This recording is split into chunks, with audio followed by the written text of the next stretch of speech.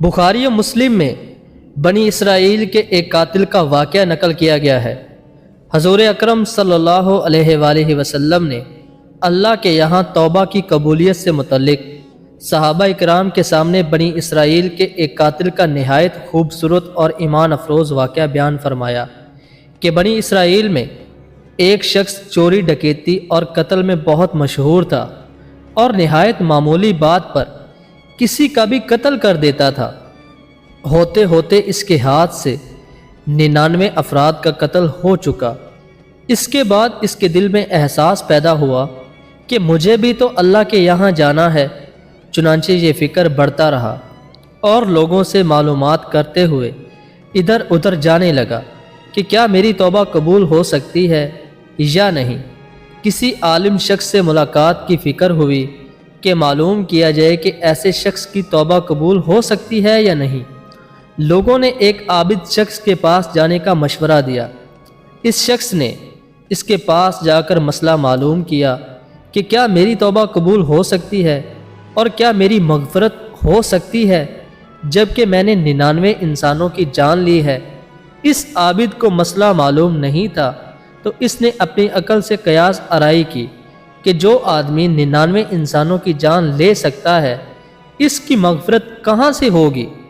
چنانچہ اس نے کہہ دیا کہ تیری توبہ قبول نہیں ہو سکتی۔ تو اس قاتل شخص نے غصے اور جلال میں آ کر اس کو بھی قتل کر دیا۔ 100 قتل پورے کر دیے کہ جب میری توبہ قبول ہی نہیں ہو سکتی تو لاؤ تجھے بھی ختم کر کے 100 پورے کر دیتا ہوں۔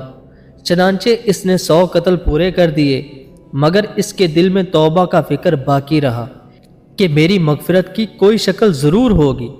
اس لیے اس نے لوگوں سے پھر معلومات کا سلسلہ شروع کر دیا کہ روئے زمین پر سب سے بڑا عالم کون ہے، اس سے جا کر معلوم کروں گا، وہی صحیح مسئلہ بتا سکتا ہے۔ آخر لوگوں نے اس کو بتلایا کہ فلاں جگہ ایک عالم رہتا ہے، اس سے جا کے معلوم کرو۔ چنانچہ اس عالم صاحب کے پاس جا کر اپنی زندگی کی کارگزاری سنائی اور 100 آدمیوں کو کس طرح سے قتل کیا ہے سارا کارنامہ سنا کر معلوم کیا کہ اب بتلائیے کہ میری توبہ قبول ہو سکتی ہے یا نہیں۔ کیا اللہ کے یہاں مجھ جیسے گناہ گار کے لیے بھی مغفرت کا کوئی راستہ ہے؟ تو اس عالم صاحب کو چونکہ علم تھا تو اس نے بتلایا کہ تیرے گناہ معاف کرنے میں اللہ کے یہاں کیا رکاوٹ ہو سکتی ہے بھلا؟ اللہ کی رحمت کا سمندر تجھ جیسے گناہ گاروں کے گناہوں سے بہت بڑا اور بہت وسیع ہے۔ چنانچہ اس عالم صاحب نے مشورہ دیا کہ تم فلاں جگہ سفر کر کے چلے جاؤ، وہاں کچھ اللہ کے بندے رہتے ہیں، ان کا مشغلہ صرف اللہ کی عبادت ہے، ان کے ساتھ مل کر اللہ کی عبادت کرو اور نادم ہو کر اپنے گناہوں کی معافی مانگو، انشاءاللہ تمہاری مغفرت ہو جائے گی۔ جب اس شخص نے آدھا راستہ طے کر لیا تو ملک الموت آ گئے اور اس کی موت ہو گئی۔ جب اس قاتل شخص کی موت ہوئی تو یہ جس طرف جا رہا تھا اسی طرف چلتے چلتے منہ کے بل گرا۔ اس کے دونوں بازو آگے کی طرف تھے۔ اب اس کی روح لے جانے کا مسئلہ کھڑا ہو گیا۔ آسمانوں سے رحمت کے فرشتے بھی آئے اور عذاب کے فرشتے بھی۔ رحمت کے فرشتے کہنے لگے کہ اس کی روح لے جانے کا حق ہم کو ہے، اس لیے کہ یہ سچے دل سے تائب ہو کر عبادت کے لیے جا رہا تھا۔ اور عذاب کے فرشتے کہنے لگے کہ اس کی روح لے جانے کا حق ہم کو ہے، اس لیے کہ اس شخص نے کبھی کوئی نیک کام نہیں کیا، پوری زندگی گناہوں اور لوگوں کو قتل کرنے میں گنوا دی۔ اسی دوران آسمانوں سے آدمی کی شکل میں ایک فرشتہ آیا۔ بعض روایات سے معلوم ہوتا ہے کہ یہ آنے والا فرشتہ حضرت جبریل امین علیہ السلام تھے۔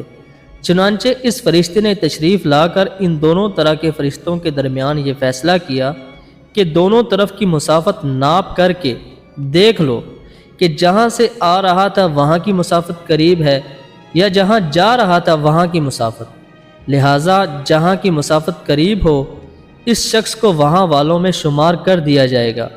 چنانچہ دونوں طرف کی زمین ناپ کر دیکھی گئی تو جہاں جا رہا تھا وہاں کی مسافت جہاں سے آ رہا تھا اس کے مقابل میں قریب تھی۔ چنانچہ فیصلہ ہوا کہ اس کی روح رحمت کے فرشتوں کو لے جانے کا حق ہے۔ چنانچہ اللہ کی طرف سے اس کی مغفرت کا اعلان ہو گیا اور اس کی روح رحمت کے فرشتے لے کر چلے گئے۔ حدیث قدسی میں آتا ہے کہ میں اپنے بندے کے ساتھ اس کے گمان کے مطابق ہوتا ہوں، اور وہ مجھے جہاں بھی یاد کرے میں اس کے ساتھ ہوں۔ باخدا اللہ تعالیٰ اپنے بندے کی توبہ سے اس سے بھی زیادہ خوش ہوتا ہے جتنی خوشی تم میں سے کسی ایسے شخص کو ہوتی ہے جس کا جانور کسی بیابان میں گم ہو کر پھر اسے مل جائے، اور جب کوئی شخص میری طرف ایک قدم چل کر آتا ہے میں اس کی طرف دوڑ کر آتا ہوں۔ معلوم ہوا کہ انسان جب بھی سچے دل کے ساتھ توبہ کرے گا تو اللہ تعالیٰ ضرور قبول فرمائیں گے انشاءاللہ۔ یہ واقعہ خصوصاً ان حضرات کے لیے حوصلہ افزائی اور معاونت کا سبب ہے جو کہ بڑے بڑے گناہ کر کے اب مایوسی کی زندگی گزار رہے ہیں، کیونکہ شیطان انہیں مایوس کرتا ہے۔ بہرحال گناہ گاروں کو شیطان کی باتوں میں آ کر مایوس نہیں ہونا چاہیے، بلکہ اللہ کی رحمت سے اچھی امید رکھنی چاہیے۔ توبہ کے ذریعے اپنے آپ کو پاک و صاف کر لینا چاہیے۔ اللہ تعالی ہم سب کو عمل کرنے کی توفیق عطا فرمائے، آمین۔